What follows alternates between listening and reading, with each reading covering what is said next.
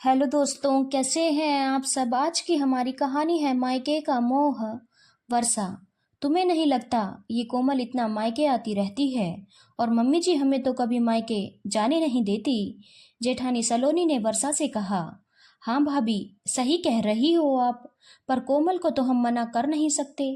आखिर इस घर की इकलौती बेटी जो है, ऊपर से मम्मी पापा के साथ साथ ये दोनों भाई भी बहन के इंतजार में पलक पावड़े बिछाए रहते हैं। वर्षा ने कहा, इस बार हम भी अपने मायके चलें क्या। बच्चों की छुट्टियां यूं ही निकल जाती हैं, हम घर की जिम्मेदारियों में लगे रह जाते हैं। सलोनी मायूस हो बोली। दोनों जेठानी देवरानी बातों में इतनी मशगूल थी कि ये पता ही नहीं चला कब सासू माँ जानकी जी दरवाजे पर आकर उनकी बातें सुनकर चल दी।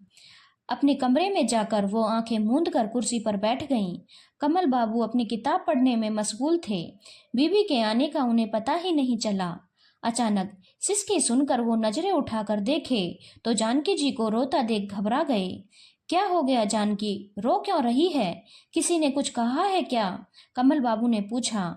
किसी ने कुछ नहीं कहा जी, पर कोमल का बार बार जब तक घर पर आना बहुओं को पसंद नहीं आता। मैं कोमल को आने से मना तो नहीं कर सकती हूँ ना, यही पास में रहती है तो कैसे कह दूं तू मत आया कर। पता नहीं बहुओं को लगता है कि मैं उन्हें मायके नहीं जाने देती, पर दोनों खुद कहाँ जाना चाहती हैं। बेवजह मुझे कोस रही हैं, अपने पति और बच्चों की वजह से जा नहीं पाती हैं और नाम सास का लगा रही हैं। जानकी जी उदास हो बोली। देखो जानकी, जब भी कोई बात हो और तुम्हें लगे ये गलत है वहीं पर बोल दो, पर अभी वे दोनों तुमसे सामने से तो कुछ कह नहीं रही। अब क्या बात हुई है पता नहीं, बस तुम सुनकर उस पर प्रतिक्रिया दे रही हो। रिश्तों के बीच कई बार छोटी छोटी बातें बड़ा रूप ले लेती हैं। हमें रिश्तों की डोर टूटने नहीं देना है, हमें सबको साथ लेकर चलना है। दोनों बेटा बहू और बेटी दामाद हमारे ही हैं, उनके बीच कोई भी मतभेद होने से रिश्ते बिगड़ सकते हैं। हम तो उनके बड़े हैं, ये सब छोटी छोटी बातों को लेकर चलोगी तो दुखी ही रहोगी। अब ये पता नहीं दोनों ऐसी बातें क्यों कर रही थी। जब तुम्हारे सामने बात हो तो पूछ लेना, तब चुप मत रहना, कमल जी ने समझाते हुए कहा। जानकी जी हाँ में सिर हिलाते हुए उठकर बाहर चल दी। लगभग सप्ताह भर बाद फिर कोमल अपने मायके पहुंची। अक्सर बच्चे स्कूल चले जाते, पति ऑफिस रहते तो वो यहाँ आ जाया करती। हाँ, जब दोनों भाभियां रसोई में लगी पड़ी थी, कोमल आते ही बोली, भाभी मम्मी पापा चाय बनाने बोल रहे हैं, आप भी लोगी क्या? आप बना रही हो तो जरूर पी लेंगे, सलोनी ने कहा और दोनों एक दूसरे को देख हंस दी। कोमल के चाय लेकर जाते ही दोनों फिर कोमल को लेकर बातें करने लगी। तभी जानकी जी रसोई में आकर कुछ नमकीन खोजने के क्रम में दोनों बहुओं की बात सुनकर बोली, सलोनी और वर्षा, तुम्हें कोमल के यहाँ आने से आपत्ति क्यों होती है? ये तो मैं नहीं जानती, पर एक बात बता दूं, जब तुम दोनों से पहले कोमल का ब्याह करने की बात चल रही थी तो उसके पापा बहुत रोते थे। कहते थे बेटी विदा होकर चली जाएगी, फिर न जाने कब मिलने आएगी। तब कोमल कहती थी मत करो शादी, मुझे भी आप लोगों को छोड़कर कहीं नहीं जाना। फिर जब यहाँ दीपक के परिवार के बारे में पता चला तो कमल जी खुश होकर जल्दी से रिश्ता तय कर दिए, ये सोचकर कि बेटी यहीं पास में रहेगी तो मिलने आती रहेगी। बस तब से कोमल हमसे मिलने आने लगी।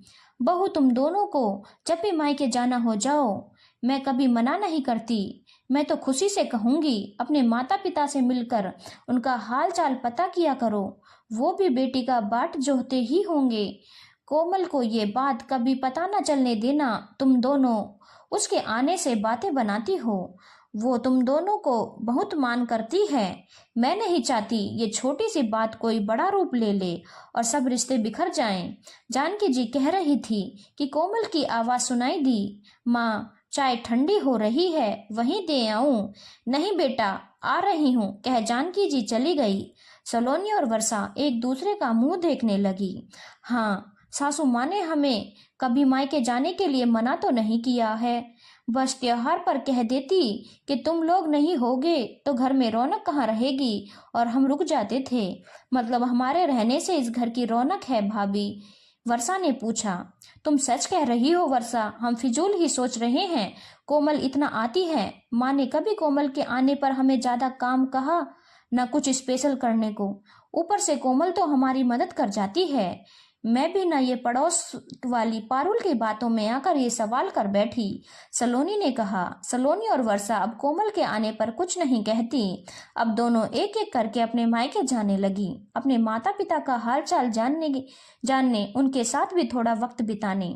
शादी के बाद जिम्मेदारी तो आ जाती है, पर मायके का मोह भंग नहीं हो सकता। हम खुद को इतना व्यस्त कर लेते हैं कि उनके प्रति अपने कर्तव्य भूल जाते हैं जिन्होंने जन्म दिया है। दोस्तों, जानकी जी ने सही समय पर अपने घर के रिश्ते की डोर को टूटने से बचा लिया, साथ ही साथ बहू के दिल में अपने माता पिता के लिए कर्तव्य बोध भी करा दिया। धन्यवाद दोस्तों। अगर आपको कहानी अच्छी लगी हो तो चैनल को लाइक, शेयर और सब्सक्राइब करना ना भूलें।